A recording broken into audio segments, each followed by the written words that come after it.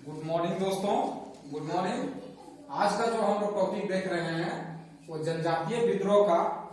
जनजातीय विद्रोह में सबसे पहले आज हम लोग देखेंगे संथाल विद्रोह, जिसे क्या कहते हैं हम लोग, और दूसरे नाम से हूल विद्रोह, जो कब हुआ था 1855-56 में हुआ था। किसके नेतृत्व में हुआ था? चांद भैरव सिद्धो कान्हू के नेतृत्व में। चांद भैरव सिद्धो कान्हू के नेतृत्व में। इसके मेन लीडर थे सिद्धो कान्हू, जो दोनों सभी को आपस में भाई थे। ये जो विद्रोह हुआ था बहुत ही भयंकर और व्यापक विद्रोह था। ये 19वीं सदी के सबसे जनजातीय विद्रोह में सबसे बड़ा विद्रोह था और इसका बहुत व्यापक असर था, जबरदस्त असर था। इसका इम्पैक्ट के मामले में यदि देखेंगे हम तो भारत का सबसे बड़ा आदिवासी विद्रोह था, सुसंगठित विद्रोह था।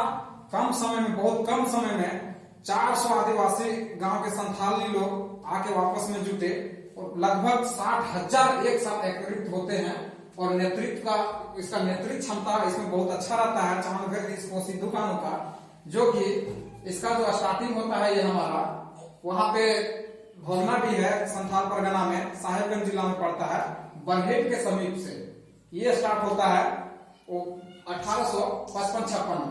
इसका होने का जो कारण होता है, इसके बहुत सारे कारण है। संथाल विद्रोह के बहुत सारे कारण थे। आखिर यह विद्रोह हुआ क्यों था? इसमें पहला कारण था जमींदारों की अत्यधिक मांग। जमींदारों की अत्यधिक मांग था, जो लोग बहुत ज्यादा मांग कर दिया था। दूसरा कारण था महाजनों का ऋण जाल।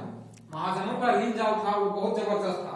माल गुजारी का नकदी देना पड़ता था, जो ऋण लेना पड़ता था, और नहीं चुकाने पर उस पर जो ब्याज लगता था वो 50% से 500% तक बढ़ा दिया जाता था, जिससे लोगों को भी दिक्कत हुआ था बहुत ज्यादा। तीसरा था पुलिस या न्यायालय का पक्षपात। जो पुलिस था और न्यायालय था वो संथालों के साथ पक्षपात करता था, इससे भी वो लोग वो लोगों में रोष था। और जो मेन जो कारण था, जो तत्कालिक कारण था, वो था तत्कालिक कारण में सरकार द्वारा भागलपुर से वर्तमान के बीच में जो रेलवे लाइन बिछाने का काम हो रहा था, उसमें संथालों से बेगारी करवाया जा रहा था। ये भी एक प्रमुख कारण था, जिसका जो इस विद्रोह का आरंभ होता है वो 30 जून 1855 को भैरनाडी संथाल परगना जिला अंतर्गत राजमहल सब डिवीजन के ग्रामीण इलाके के मध्य बरहेट के समीप होता है, जिसमें से 400 गांव के संथाल लोग एक साथ 60,000 प्रतिनिधि एकत्रित होते हैं और विद्रोह का निर्णय लेते हैं। इसका क्या उद्देश्य रहता है? दिग्गों अर्थात दिग जो परेशान करते हैं बाहरी लोगों को भगाना पहला रहता है। दूसरा रहता है विदेशियों का राज हमेशा के लिए खत्म करना, तथा तीसरा रहता है सतयुग का राज, मीन्स न्याय और धर्म का, मतलब अपना धर्म अपना राज्य स्थापित करना, अगुआ राज्य स्थापित करना है। ये मेन इसका उद्देश्य होता है। इसका जो दमन किया गया, संथालों का संगठित विद्रोह से निपटने के लिए क्या किया? सरकार ने सेना का सहारा लिया और विद्रोहियों को सफाया करने के लिए मेजर बरो के नेतृत्व में सेना की 10 टुकड़ियां भेजी गई। लेकिन 16 जुलाई 1855 ईस्वी को पीरपेटी के मैदान में संथाल विद्रोहियों ने उन्हें हरा दिया। जो उसके 10 टुकड़ियां भेजी गई थी उसको क्या किया? 1855 में पीरपेटी के मैदान में उसको हरा देता है। उसके बाद क्या करता है? उग्रवाद ग्रस्त जिले जो इलाके जो रहते हैं उसमें मार्शल लॉ लगा दिया जाता है सरकार के द्वारा, और विद्रोहियों के नेता को पकड़ने के लिए क्या किया जाता है?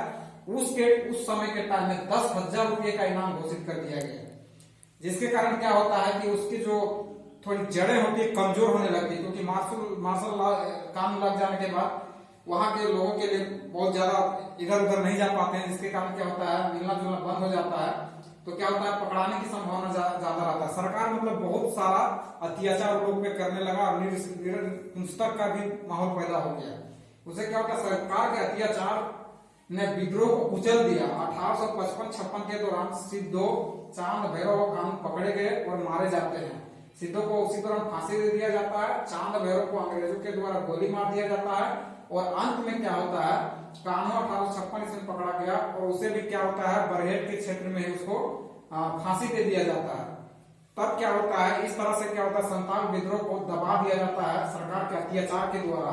विद्रोह का दमन करता है उसका श्रेय खास करके जाता है कैप्टन अलेक्जेंडर को जाता है, कि उसी के नेतृत्व में क्या होता है? इसको दबाया जाता है। लेकिन इसका एक व्यापक रिजल्ट होता है। जो संथाल विद्रोह होता है उसका व्यापक रिजल्ट क्या होता है? बहुत बड़ा परिणाम आता है। उसमें क्या होता है?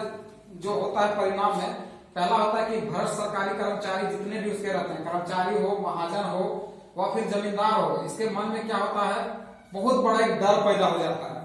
डर पैदा होता है, साथ ही साथ क्या होता है, उसके मन में एक भय भी पैदा हो जाता है। और भय पैदा हो जाने के कारण क्या करता है, जो भ्रष्ट कर्मचारी लोग रहते हैं वो लोग लूट खसोट जो है कुछ दिनों के लिए रुक जाता है।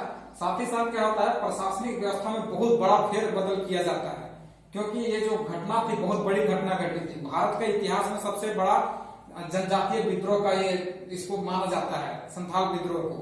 और साथ ही साथ क्या होता है, अगला जो निषिद्ध क्षेत्र घोषित कर दिया जाता है, विभिन्न अधिनियम पारित कर दिया जाता है। साथ ही साथ क्या होता है, नया पुलिस कानून लगा दिया जाता है। इस तरह से क्या होता है, संथाल विद्रोह का परिणाम भी अच्छा होता है। लेकिन साथ ही साथ क्या होता है, इसको दबाने के लिए सरकार ने बहुत ज्यादा प्रयास किया, उसको बहुत मेहनत करना पड़ा था, क्योंकि ये बहुत व्यापक रूप से ये विद्रोह फैला हुआ था और इसका रिजल्ट बहुत अच्छा होता है। साथ ही साथ ये होने के बाद क्या होता है, अंग्रेजों के मन में भी बहुत सारा होता है, बहुत सारी चेंजिंग लाता है।